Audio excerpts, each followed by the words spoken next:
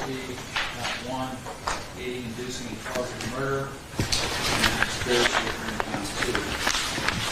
Are you ready to proceed? Yes. Vince, are you ready to proceed? We are. All right. Ms. Doerr, did you have a chance to read the pre-sentence report? Yes. Did you understand it? Yes, sir. Is it accurate? Yes. Is there anything that needs to be added to it?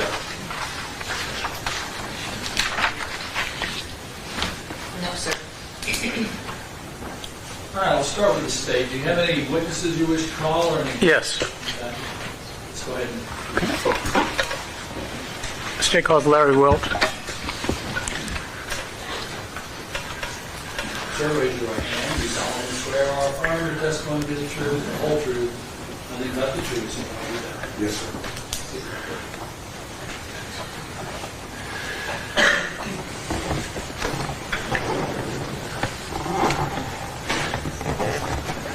Would you state your name to the judge, please? Larry Wilt, And- W-I-L-D-T, What is your occupation? inspector for the Evansville Fire Department. And what was your relationship to Robbie Doerr? Robbie Doerr and I were best friends from 1985 until the time he was murdered. And you realize this is the time for sentencing on Elizabeth Fox-Doerr? Yes, sir. And what do you want to say to the judge about sentencing and your relationship with Robbie? February 26, 2019 is a day that turned a lot of people's lives upside down. It's a phone call I'll never forget. 270 firefighters in Evansville senselessly lost a brother. Images are burned into certain crews' heads that they'll never be able to get out. You know, I lost my best friend, my go-to for if I had a bad day, person I would call. My best, had something good in my life that happened and I wanted to share it. It was with him. Lost my fishing partner, my bowling partner.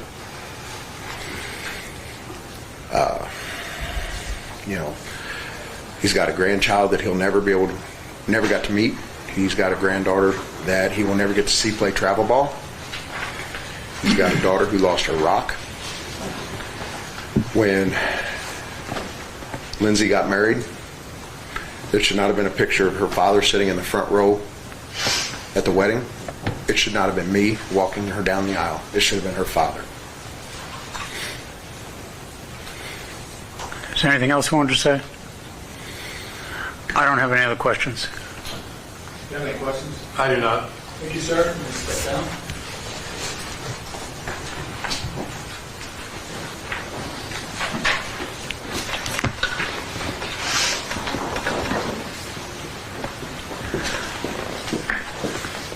You solemnly swear or affirm that you will tell the truth, the whole truth, and nothing but the truth, so help you God. I do.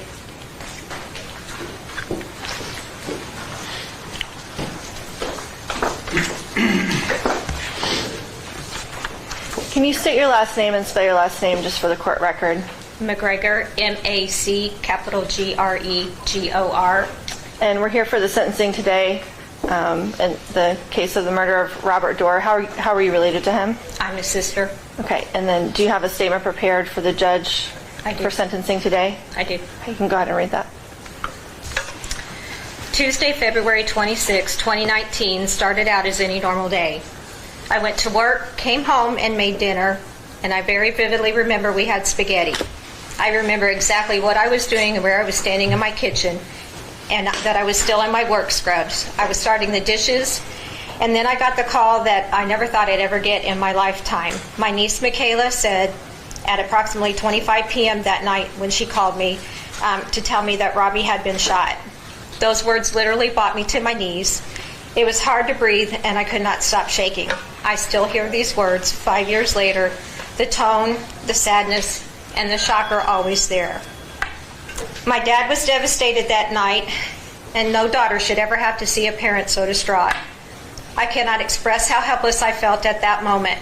No parent should outlive their child, much less have them taken away by a senseless murder. At Robbie's visitation, Becky introduced me to Mandy and her fiancé, Larry Richmond Sr. He shook my hand and gave his condolences. Your Honor, this man is the man allegedly accused of killing my brother. It makes me sick to my stomach to know that he may have had my brother's blood on his hands, and she knew it. Robbie's funeral procession was fit for a hero. The entire route to the cemetery, police cars or fire trucks blocked every intersection, and people were standing outside of their cars to show their respect, even though it was freezing outside. I am sure most never met Robbie, but it was overwhelming to see. That evening, as we were packing up to leave the church, the detectives took Becky in for questioning. We never heard from her again. That week after Robbie was killed, I felt sorry for Becky, not believing everyone who said she may have had something to do with Robbie's murder, that she was trying to get his pension and life insurance or might be having an affair. If she didn't have anything to do with Robbie's murder, why did she disappear? There was no phone calls to my dad, no contact with me or my sister, nothing. After the funeral, it was as if Robbie never existed. Over the next 5 months, there were events where Robbie was recognized in memoriam. April 7th, the Evansville Thunderbolts had a fundraiser match for fallen firefighters. Robbie was recognized. Becky did not come. April 11th, 2019, Guns N' Hoses had a dedication to Robbie. Becky did not come. On July 10th, 2019, a fire truck was dedicated to Robbie, Quint 17. Becky did not come. My dad never stopped wanting justice for Robbie. He would call Detective Keene for updates. He never got over the fact that his son was murdered. Dad would often say he wanted to live long enough to see Becky convicted of having Robbie killed. He would tell anyone who would listen that Robbie's murder was like an episode of Law & Order, 48 Hours, or Dateline. Sadly, my dad passed away before he was able to see justice served. After Robbie died, the burden of taking care of a parent with multiple health problems was left to me and my sister. We spent countless hours making sure Dad was safe, had decent meals, groceries, and a clean house. We mowed his grass, took care of his garden, and whatever else he needed. Angie and I gave up so much of our free time, family time, and time with friends to make sure Dad had what he needed. And there were so many times we looked at each other and said, Robbie should be here to help, but he was not, and it did not seem fair. My sister and I had to pack up Robbie's house for Lindsay. Too many memories, and of course the memory of the night Robbie was murdered in his driveway was just too triggering for her. Because of Becky's reckless and selfless actions, there was an empty seat at Lindsay's wedding. Robbie should have been there to walk her down the aisle and not just a picture on a chair. Robbie will never see his grandchildren grow up, get married, have families of their own. He will never see Bailey or Archer play ball or take them to a ball game. Robbie did not get the chance to see his nieces get married or meet his great nieces and nephews. Robbie and I talked about taking a family vacation cruise together. That will never happen. This whole trial has been an emotional experience. For 5 years, my family and I have agonized over why this happened to Robbie and us as a family. We just had to be patient and trust the process. The body cam footage from the night of Robbie's murder, the voices calling his name, the graphic scenes brought all the emotions from that night back. From what we heard during the trial, Robbie must have seen the shooter and tried to get away but could not. Listening to the interrogation of Becky that night of the funeral, 2 comments stuck out. I didn't intend for this to happen, and I was hoping he didn't do it. It was obvious now that she had known the whole time what happened, and if the jury could not find her guilty now, what would our next steps be? But they did find her guilty, and for that I am grateful. Your Honor, Becky was never a victim. If she had nothing to do with Robbie's murder like she claimed, why not cooperate and help detectives figure out who did kill him and put him in jail for the rest of his or her life? Because she was only concerned about herself. Robbie and our family are the true victims of a crime that she knew about, helped orchestrate, and could have prevented if she wanted. I think about Robbie every day. He was not perfect. He was a prankster, but he worked hard, loved his family, and was my baby brother. He did not deserve to be murdered. Becky went on to live a life before she was arrested in jail 2 years ago. She never acted like a grieving widow and has shown no remorse. For all these reasons, I hope the court feels Becky deserved to spend many years in jail. Perhaps while in jail, she can ask God to forgive her sins because He is the only one who can. Lastly, I want to thank everyone who's worked so diligently on Robbie's case for the last years. Your hard work has made this day possible. I want to thank Diane and Stan for presenting Robbie's case before the court. I want to thank the jury who for 6 days listened to the evidence, followed the law, and found Becky guilty. I know it was not easy. My sister and I, along with our extended family, continue to take it one day at a time because that is all we can do.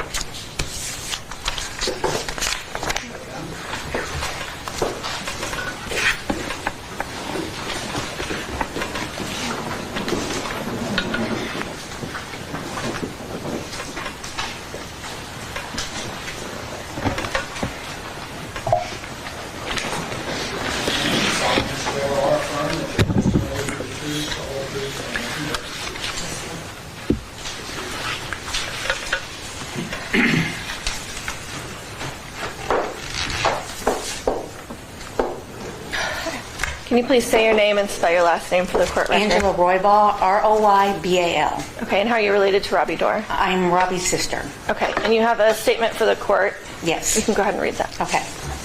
My brother's tragic and untimely death has profoundly impacted my life, my family, and the lives around us. The loss has left a scar on our family, forever altering the dynamic of the way we perceive the world. Something as simple as hearing the words "breaking news" instantly flashes back to that tragic night. The seventh commandment dictates, "Thou shalt not steal." This sentence states, "Thou," meaning you, "shall not take what is not yours." A simple premise, but one that has a great impact when gone ignored. She stole laughs. She stole countless conversations. She stole celebrations. She stole births. And lastly, but certainly not least, she robbed my dad of his last years with his son.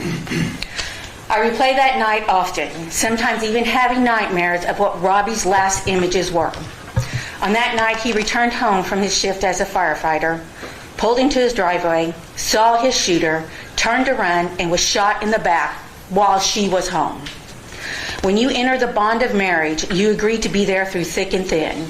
When my baby brother was lying on the ground bleeding and fighting for his life, she did not even have the audacity to perform life-saving measures on him. In fact, later that night, she came to my dad's house and with his family, sat there with us wondering what had happened, playing the victim as if she had no part in my brother being ripped out of our lives. Then, later to find out, the very next morning, she had gone to the firehouse, wondering when she could receive his pension, while not showing an ounce of grief or terror, not knowing if this was just an isolated incident. When I look at our growing family, I cannot help but wonder what our holidays and birthdays would look like with my brother there. One major difference is a quieter dinner table, without Robbie sitting there cracking his jokes. As my dad's health declined and eventually passed, my brother wasn't there to help my sister and I go through dad's items or to get his regiments in order. Even with simple things like mowing the grass and checking on the house, again, Robbie would have done that. Again, those moments were stolen from us. My family's name, the Doerr name, which when mentioned before was remembered for the impact my family had within the community and the firefighting family, now is tarnished from that tragic night. Seeing my family grow with the births of Luke, Archer, Crew, Collins, and Marlene, I can't help but be saddened that our new family members will never be able to meet and experience the infectious laugh of my brother. I know that my brother would have loved to come to family events with all the little ones running around. When I see Robbie's grandson, Archer, I am nearly brought to tears, as he has grown to look like my brother. He will grow up wondering about his poppy and questioning why he couldn't meet him. Bailey, his granddaughter, will grow up not seeing his selfish poppy and what he would do for her. Okay. I will forever remember the phone call I got that Tuesday night, Lindsay telling me my brother, her dad, was shot. I remember the horrible days leading up to his funeral, sitting with my dad while he grieved losing his child, his son, or my niece losing her father. I will remember the bells during the funeral. I will remember the funeral procession and the entire community paying their respects. I will forever remember the small boy standing in the parking lot, dressed as a firefighter, saluting my brother as he passed by on his way to be laid to rest. And I want to thank Stan and the prosecutor's office and everybody that has brought this to justice. Thank you, Judge.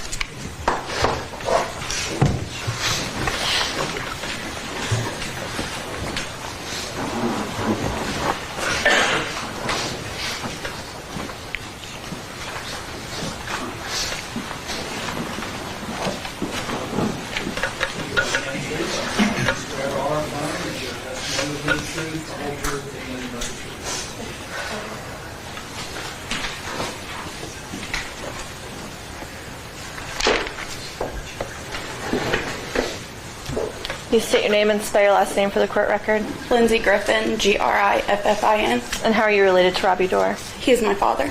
Okay, and you brought a statement for the court today for sentencing? I did. Okay, go ahead and read that. I've rewritten this, deleted it, rewritten this, deleted it, and written it again. I can't tell you how many times. I don't know what to say. February 25th, 2019, that was the last day I heard my dad's voice. It was the last time I would get to hear him call me Boog. It was the last time we would say I love you. That day he had called to check on me after a doctor's appointment. Little did I know that that was the last time I would hear or talk to my dad. February 26, 2019, it was roughly 7:30 at night. I get a phone call from Nathan. Lindsay, Dad's gone. What? What do you mean, Dad's gone? Hold on, Larry's calling me. My husband takes my phone and starts talking with Larry. My husband starts rattling off, what hospital is he going to? Is he going to be life flighted? Is he going by ambulance? Where do we need to go? I took the phone and I asked Larry, Larry, do not lie to me. Is my dad dead? He said, yes, sweetheart. I replayed that night over and over again. I remember everything. Arriving at the house and dropping to the floor when I realized I had lost my dad. The sound of Nathan's voice when he had to tell me my dad was gone. The tone of Larry's voice when I asked my dad if my dad was dead. And the yes, sweetheart will forever replay in my head. The smell of the house, every person that walked in and out of that house that night, the conversations that were had, how someone had the audacity to mention arrangements while my dad was still laying on the sidewalk outside. The fact that she had absolutely no emotion to what had just occurred while I feel like my world is just crumbling down. All of it's engraved in my brain. I had nightmares for years and I still struggle and battle with them. She took my best friend from me. She took the one person I called everything, whether it was having a bad day, being sick, or just wanting to talk. She took my daughter's Poppy from her. Seeing her say goodbye to the person that she loved is the hardest thing I've ever had to watch or experience. I don't wish that pain on anybody. I will never forget the scream, "No, Poppy, don't go." It crushed me. Still to this day, she talks to him. She is a great softball player, and he will never get to see just how great she has become. She tells me all the time that she wished Poppy was here to watch her play ball and hang out with her. They say that kids are sent from heaven by loved ones is no joke. My son looks just like my dad, but thanks to her, he never got to and will never meet him. I take every chance I get to tell him just how great a man and a firefighter as Poppy was. A dad is the first man a daughter loves, and now I don't have that. I have to live the rest of my life without a parent. Most people can prepare for the loss of a parent from being sick or an injury or a fall. It's expected. They get to prepare for their loss, but most importantly, they get a chance to say goodbye. She ripped him out of my life in the blink of an eye for what? Was it money? Was it because he wanted to work on the marriage instead of another divorce? Was it because she wanted to be with someone else? Do any of those sentiments warrant abruptly taking my father away from family and loved ones? I will always have the one question, why? I know that will never get answered. The problem with knowing that it will never get answered is that it eats at you. My dad loved her. He loved her so much that he would sacrifice his relationship with his daughter. Dad wanted so much for me to like her, for me and her to get along, but I just couldn't. Deep down I knew that she was just like the others. I don't know how to end this. All I want to do is scream at her, but I know that won't bring him back. Nothing will. I hope this haunts her, and I hope this takes her away from her family and her loved ones for as long as it will my dad.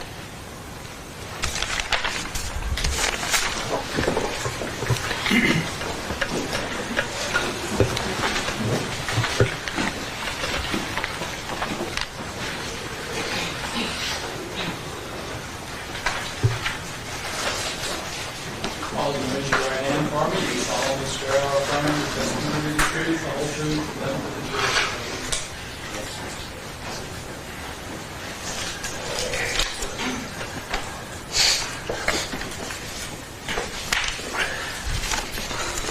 truth. Would you state your name, please?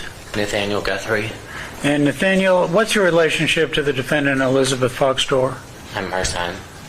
And what is your relationship to Robbie Doerr? I was his stepson. And what did you want to say to the judge about sentencing? I've prepared a statement. Okay, do you want to read it? Yes. Okay. Your Honor, I understand that I'm not able to directly, in any way, direct any of my statement directly at her, which I completely understand. I, like so many other people in this room around the tri-state area and worldwide, have so many questions for her, such as why not ask for a divorce or separation, as you did so many other times before. Why did it come to taking a man's life that night, February 26, 2019? Did she know that if she had asked, he would have done so? Did she know that he had called and asked me if he should wait and get married? And did she know the advice of a child, a 25-year-old child at that I had given him? The advice was to follow his heart and that I would support his decision. Did she know that he would have given her the world and quite literally did break himself to do so? Does she understand how hard it was for me to have to be the one to call Lindsay and tell her that her father was gone? Does she know how much this hurt Bob, knowing that he had welcomed her into his house and into his family with open arms? Does she know that I will never be able to forgive her for being the reason that my siblings and I have lost the family that we grew up with because of the senseless things that she has done and the shame that she has brought upon our family? The things that I need for her to know are the following. Firstly, that I have started going to church recently, and that when there becomes a moment in the service every Sunday for prisoners of war, prisoners and inmates, I say a silent prayer for her, that she plead with her Lord, her God, that she makes things right. I need her to know that when people ask me if I am her son, I do not deny her. I'm not ashamed to say that I am her son. It's not my proudest moment anymore. You see, Your Honor, I used to radiate with pride saying that I was her son. I can no longer radiate with the same resounding brightness. I say that in reference to her. However, I can when anyone asks if he was my father, Robert Doerr. Secondly, I need her to understand the things that she is going to miss out on because of the actions she did that night. She will not be the one to walk me down the aisle at my wedding night. My sister Lindsay will. She will not get to experience the love of my children as I have and will continue to. She will not be the grandmother that I wished that she will be or would be to my children.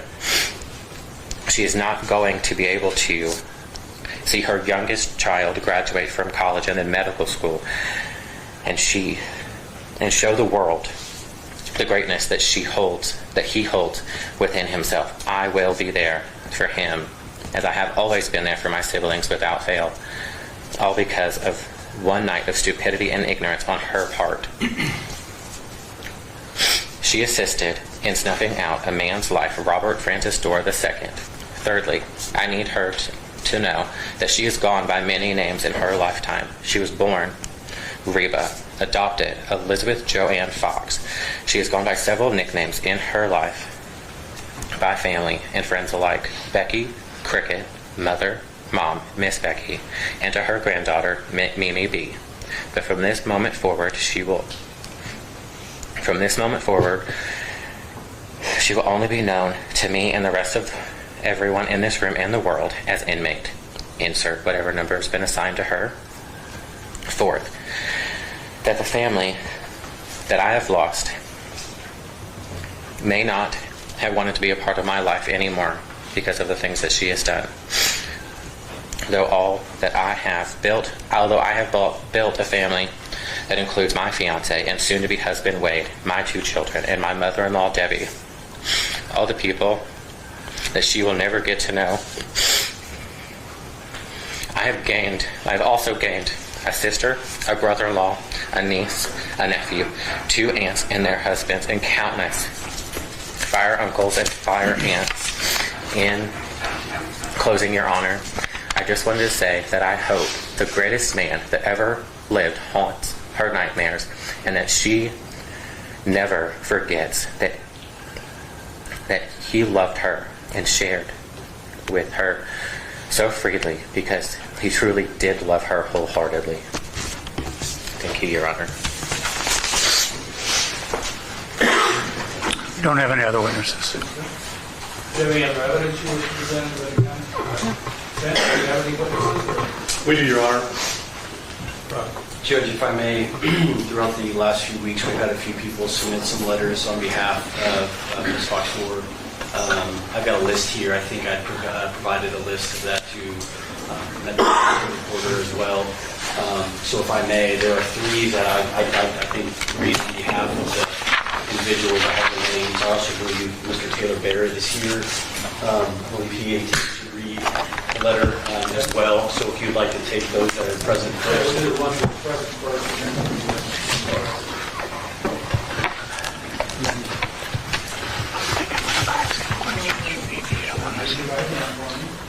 Solemnly swear or affirm that the testimony will be the truth, the whole truth, and nothing but the truth.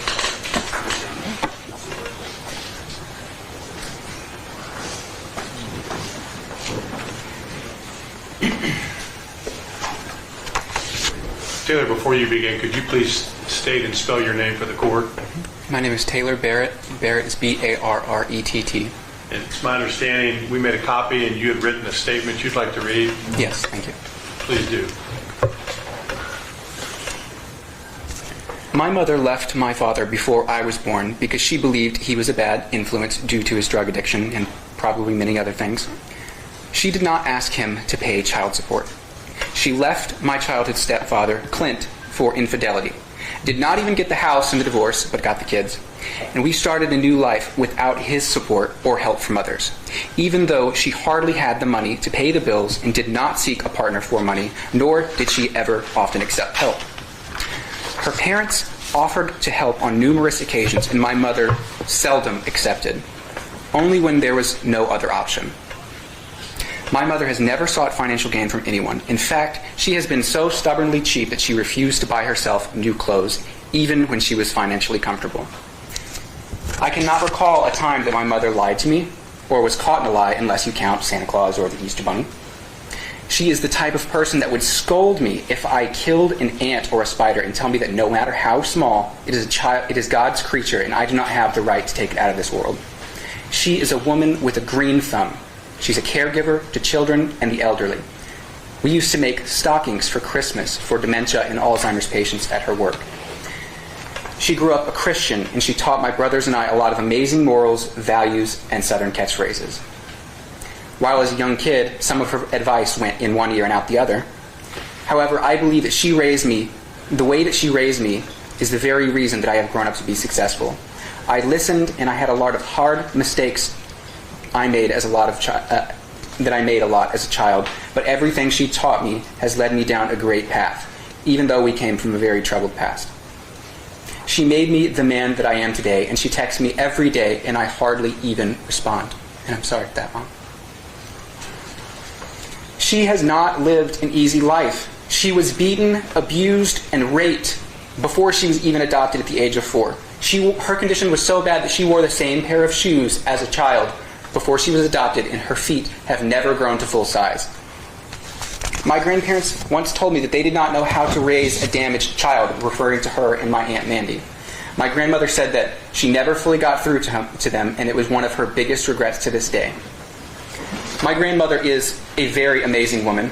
She did have bipolar disorder, and she probably did not always discipline my mother in a very healthy fashion. She got a black eye one time for not scooping a litter box when she was told to. Pretty sure that was prom night.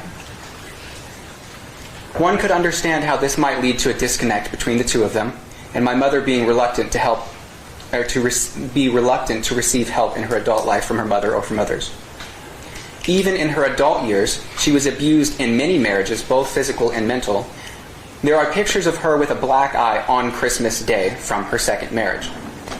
The abuse even went on to my two brothers, which I was fortunate enough to not experience. She does not respond well to violence. I can recall one time in her marriage with Clint how he was yelling and raising his arms, not really in a violent way, rather to express confusion. My mother flinched and began crying. She does not respond to violence or loud or threatening situations the same way as someone who has not experienced lifelong abuse. I recall distinctly during my first official interview on record with an investigator on the case, the investigator mentioned that he did not believe the first interrogators interrogated her very well. They didn't handle it properly. He said they kept her too long and they went way too hard on her. And I agreed and explained her past and how it was so obvious to me that she might react in a confusing, incoherent, and disordered way. I wouldn't personally make a lot of sense if I was kept awake for 30 hours after a traumatizing event and then yelled at continuously. Not to mention her mugshot was taken directly after this interrogation, to which many people responded, claiming she was on drugs, then proceeded to stalk her work, her home life, and gave her many death threats. She's never done a drug in her life, nor could she hurt a fly. My mother is the most kind, most thoughtful, and giving person that I have ever known. She would give her life for mine, and she would give me the shirt off of her back. I do remember her going multiple times without eating so that my brothers and I could eat. She is not out for financial gain. She never has been and never was, even though she's had plenty of opportunities to ask for more or demand more. Anyone and everyone who has personally known her would never in a million years believe that she was capable of hurting anyone or being associated with hurting anyone. Everyone that knows her agrees that she is sweet, genuine, and a considerate woman. She is the kind of woman that you trust to watch your kids or leave your pets with. She may have been stubborn, a hopeless romantic, but she would never be involved in this crime. Thank you. Your Honor, there are three more statements that we would write in writing, but Ms. Fox-Doerr has also prepared a statement that she'd like to read to the court as well. Okay. Well, you want to read yours first? That's fine. That's fine. If I may, Your Honor. This letter is from Miss Angela Coombs, and that's for the record, Coombs, C-O-O-M-E-S. To whom it may concern, my name is Angela Coombs, and I've shared a friendship with Elizabeth Becky Fox-Doerr spanning 34 years. At the age of 18, she became a cherished part of my household while I was going through a divorce. She assumed the role of a live-in nanny for my 3 children while also assisting with household tasks. Her nurturing presence brought joy to my children and brightened our home. Even after she started her own family, Becky remained a trusted babysitter for my kids, solidifying our bond as the closest of friends. She married my children's father years later. We remained close, and I couldn't have asked for a better person to step into the role of stepmom for my children. I joined Becky and my daughter as a caregiver at an assisted living home. Her patience and nurturing attitude endeared her to both residents and staff, making her a beloved member of the team. Working with her was always a pleasure. During a time when I truly needed a close friend, she stepped in and filled that role perfectly. Staying connected throughout the years has been effortless for us. Even when distance kept us apart, our bond remained unbreakable. Our conversations, whether frequent or infrequent, were always filled with warmth and understanding. In her, I found a friend who personifies trustworthiness, dependability, and unwavering love. No matter the circumstances, she has consistently been a pillar of support and a source of comfort in my life. Sincerely, Angela M. Coombs. The second letter is from a Daniel Barker. It's Barker, B-A-R-K-E-R. To whom this may concern, my name is Daniel Barker, and I'm writing a character reference for Becky Fox, whom I've had the privilege of knowing for 30 years, as she was my stepmother / Becky came into my life when I was a young boy as she married my father, Chris Barker. Becky formed a close bond with my siblings and I. I always looked forward to going to Dad's house to hang out with her. She was always there for us when we needed her. After Becky and my father divorced, she continued to check in on me and my family throughout the years. She's always been someone I could call on if I needed anything. Please do not hesitate to contact me if you should require any further information. Signed, Daniel Parker. And then finally, the last letter is from Michelle Lynn Egan. That's Egan, E-G-A-N. Dear Sir and Madam, hello. My name is Michelle L. Egan, and I'm writing in regard to the character of Elizabeth Fox-Doerr. I first met Becky when I was 17 years old, which was 35 years ago. I was living with my aunt and uncle at the time, and I babysat their kids. My aunt introduced Becky to the family, and immediately she became just that, family. If I wasn't babysitting my small cousins, Becky was. We went through our first pregnancies together, sharing in our growth and changes. She's kind, compassionate, thoughtful, beautiful inside and out. She's a natural-born caregiver. I always viewed her as an independent person, although usually having a partner, going out of her way to just love and show her love.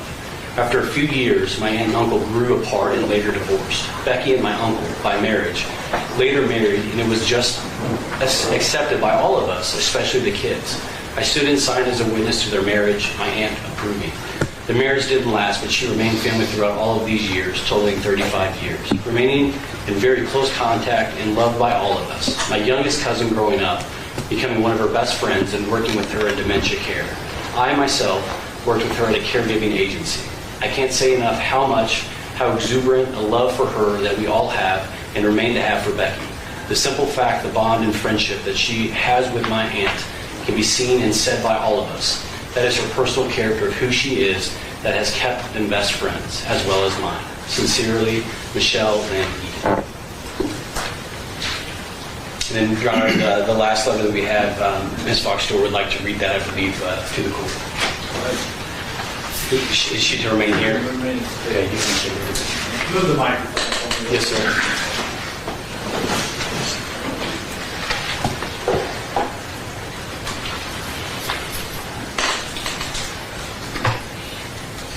I know you all do not want to hear from me, and nothing I say can change anything. I also know you are devastated, angry, and need someone to blame. I feel the same way. Regardless what the verdict says, I am innocent of these crimes. I never asked anyone to harm or murder my husband. My world came crashing down on the night of February 26, 2019. I was in shock, devastated, lost, and I've never really been the same since. I didn't just lose my husband. I lost my confidant, person to go to, ear to listen, shoulder to cry on, my emotional support person to joke with and to make me smile, my best friend of 11 plus years. Robbie was an amazing, loving man. He was one of the best men I've ever known. I love him and missed him, and I miss him every day. And I am so blessed to have had him in my life and to have been loved by him.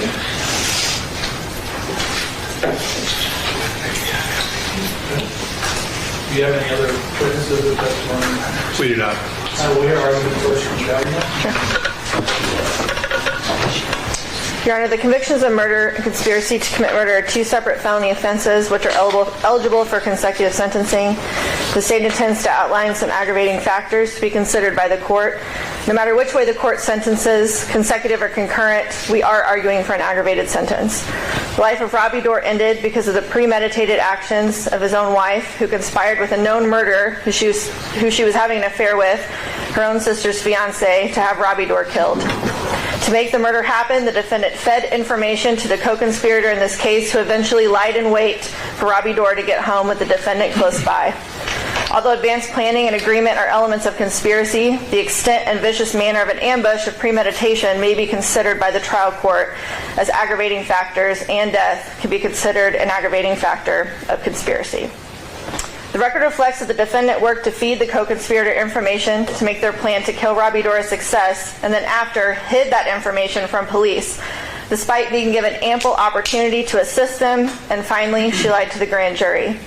When Robbie Doerr was gunned down by ambush in the driveway just after 7 o'clock at night at his own home, several projectiles went into or hit homes across the street, thus putting the neighborhood in danger. Robbie Doerr was struck in the shoulder and the head. The video of the first responder, Officer Casey Ross, shows Robbie Doerr still breathing and his heart beating when he arrived just a few moments later. His own colleagues, other firefighters, responded and were unable to save him. It is not unreasonable to think there was some amount of suffering he endured before his death. The very next day, the defendant inquired about the firefighter pension. The defendant in this case didn't shoot the gun herself, but it's because of her that everyone is here today. The court can also take into account that she's not taking responsibility for her actions, as she stated to the court today, that she remains that she's still innocent and that the jury verdict is wrong. Larry Richmond would have never thought to kill Robbie Doerr if it was not for the defendant. Something to consider also is her choice to conspire, which makes it harder to prove the murder in this case and harder to be caught when someone else is shooting the gun. It was the defendant, Robbie Doerr's own wife, who invited a known convicted murderer to kill her husband, thus taking away a father, a brother, a best friend, a community member, firefighter, and son, and causing endless grief for all who knew him.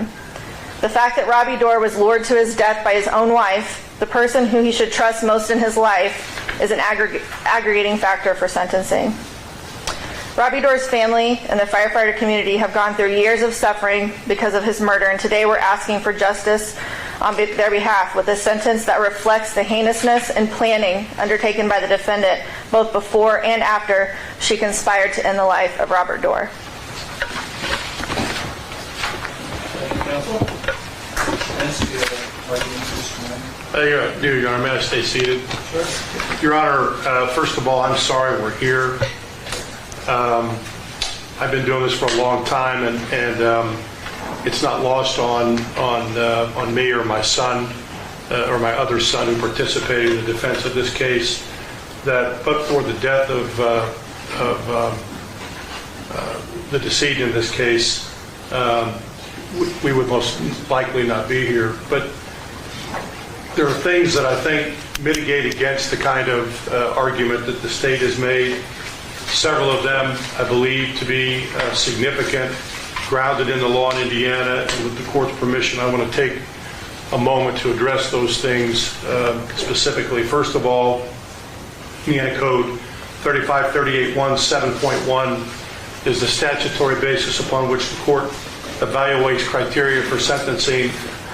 And specifically in Section B, 1 through 14, there are a series of mitigators that the court can consider. Interestingly, when the pre-sentence investigation report was prepared for this sentencing hearing, the probation officer specifically found a mitigating factor, but contrary to the argument of the state of Indiana, did not find any aggravators. I don't believe any aggravators exist other than the nature of the offense. Specifically, it's our contention that the first mitigator that exists, which is consistent with that of the probation officer, is that the defendant has no prior criminal convictions. Statutorily, the person has no history of delinquency or criminal activity, or the person has led a law-abiding life for a substantial period before commission of the crime. We do not believe that the evidence submitted in this trial was sufficient to prove beyond any reasonable doubt the charges that were filed. And I spent a great deal of time in the process of participating in the selection of a panel of jurors to hear the evidence and to make decisions based on the law in the state of Indiana. In this instance, I must respectfully disagree with the decision that was made. Secondly, it's my belief that there is absolutely no evidence that would suggest that Becky would be unlikely to affirmatively respond to some period of probation or short-term imprisonment. I'm mindful of the minimum non-suspendable requirements in Indiana, but I do believe that to be a second mitigator under the statute. Thirdly, the character and attitudes of the person indicate that the person is unlikely to commit another crime. There's no evidence that that would be anything but existence with respect to the history and certainly the letters that were read, the statements that were made in support of Becky. One of the things that the Supreme Court in the state of Indiana is now doing, it's something they had considered and talked about over a matter of years, but most recently on June 3rd of this year, the Indiana Supreme Court in Jerry E. Russell Sr. versus the state of Indiana addressed an issue that is becoming more prominent in consideration. It has not risen to the level at this point as a statutory mitigator, but it's the term and the doctrine of residual doubt. Residual doubt refers to the notion that even when a jury finds a defendant guilty beyond a reasonable doubt, there still may be a measure of residuum of doubt about the defendant's guilt. There is no question that there was absolutely no direct evidence in this case suggesting that Becky Doerr did what she's alleged to have done. This was an entirely circumstantial evidence case. In fact, if you'll recall, the statement was made that the purpose of the trial wasn't to try Elizabeth Fox-Doerr, it was to put Larry Richmond Sr. on trial. There's a reason why we believe that the evidence was insufficient to convict her of the charges that the state chose to file. One of those is my son and I learned and were contacted by a juror the day after this verdict was rendered. And in the course of an hour conversation, we learned from that juror that they acknowledged there was no evidence of any conversation with anyone discussing killing anybody. As the court, the Indiana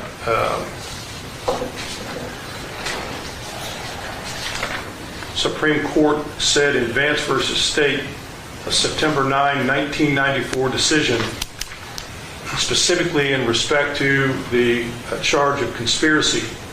To prove conspiracy, the state must establish that the defendant had the intent to commit a crime, agreed with another person to commit that specific crime, and that some overt act was performed in furtherance of that agreement. The state is not required to prove the existence of a formal express agreement. It is sufficient if the minds of the parties meet understandingly to bring about an intelligent and deliberate agreement to commit the offense. The agreement may be proved either by direct or circumstantial evidence. However, mere association with the alleged co-conspirator is, standing alone, insufficient to support a conviction for conspiracy. I hadn't intended to talk much about the evidence that was adduced at trial, but sadly, several of the representations by the state of Indiana as to what was proven and what came out at trial simply was not accurate. As I said a moment ago, and as Detective Keene and former Detective Hanstead under oath, there was no evidence in this case of a discussion between anyone to kill anybody. And that evidence remains non-existent. Part of the problem here, as the state suggested to you in its argument, is that there were unanswered questions. And many of the statements that the family members have read here today talk about answers that were not answered, or questions rather, that were not answered in trial, and things that they'd like to know. Unfortunately, there were some things that we believe should have been admitted in trial. For example, the interview of Detective Turpin that he initiated with Becky a year after this tragic murder and a year before she was indicted. And at no time was that information shared with the jury, much of which we believe would have answered the questions that so many people believe remain unanswered. At the end of the day, it's very difficult to address the issue with respect to remorse. It is clear to me, and it is unquestioned, that Becky is distraught that we are here. There is no question in my mind that no one would rather be here as opposed to being somewhere where Mr. Fox-Doerr is alive. We just celebrated Father's Day yesterday. There's no question that had all of us had a choice, we would have rather not have to address this in this fashion, but unfortunately Robbie Doerr is not here. Your Honor, there is nothing that suggests to the court as a matter of law that this sentence should be aggravated. The punishment here is severe. The time is significant. Becky is 52 years old.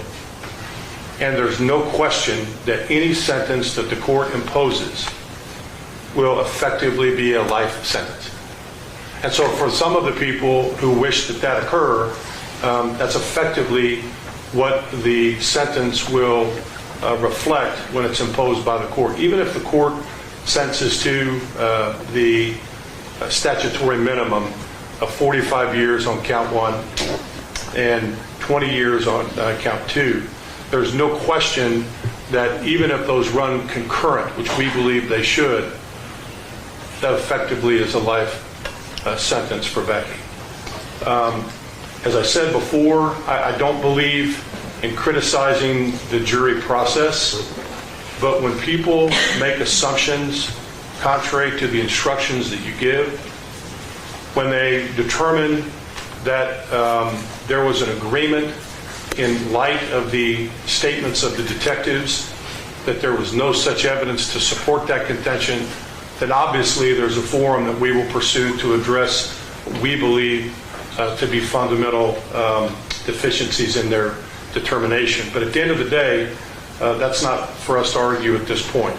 We're asking that you impose the minimum sentence on both counts. We're asking that those counts run concurrently.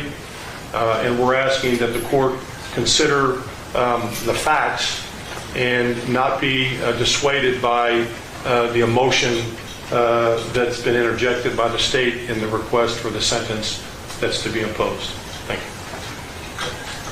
The court having reviewed the comments of the parties, the hearing and the pre-sentence investigation, final decisions or the sentence should be in this case. I think the defense is right. There is a mitigating circumstance. That is, the defendant has no prior record. None was found by the probation department during the preparation of the pre-sentence investigation. And so the court will find it's a mitigator if there are any prior criminal record. I will not cite residual doubt if the evidence here does establish the defendant's guilt. I personally have no residual doubt of that fact. The jury hadn't done either. There are some aggravators. The nature and circumstances of the offense. Primarily, Mr. Doerr was killed in his own, near his own home, not in his own home, but very near his own home, just a few feet from the front door of his home. Our homes should be places of sanctuary, safety. We deserve and receive special consideration in the law because they are our homes. Gunning down a man in the driveway of his home is more serious, or at least an aggravator.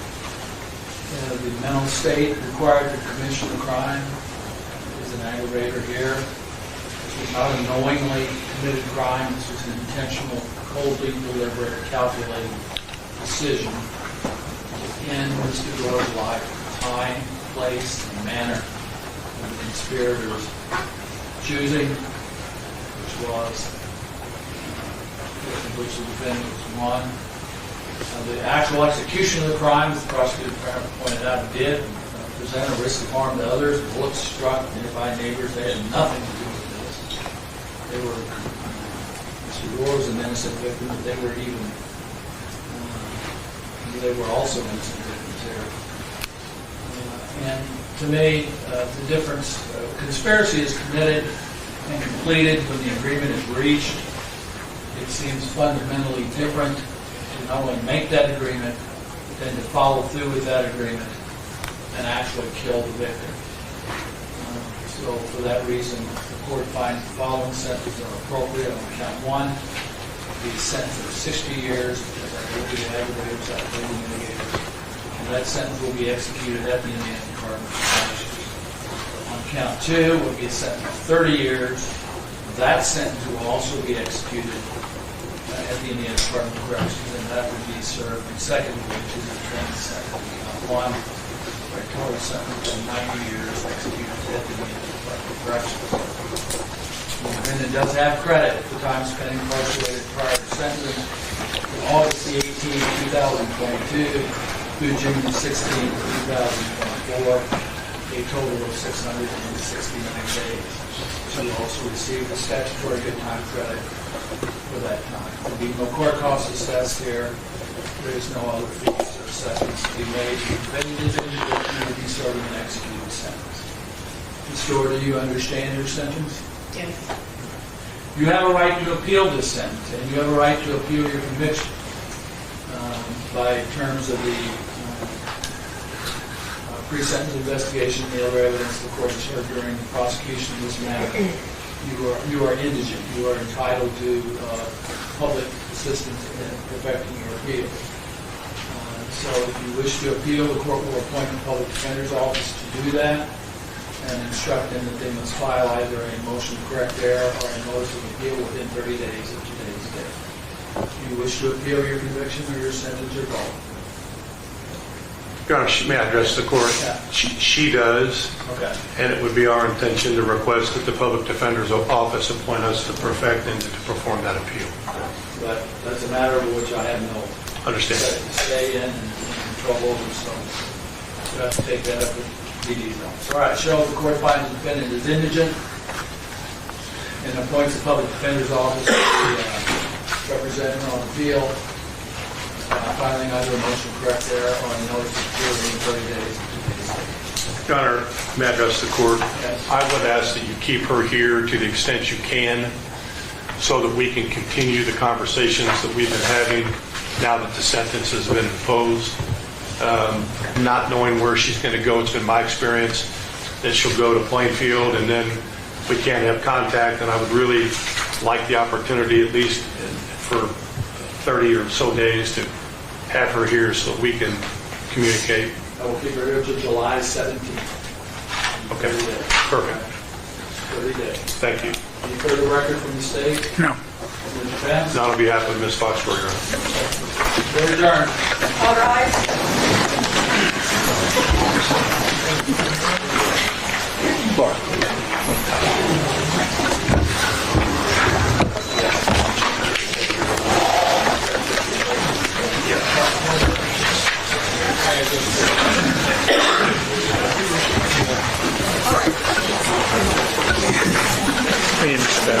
I started to work. I mean, I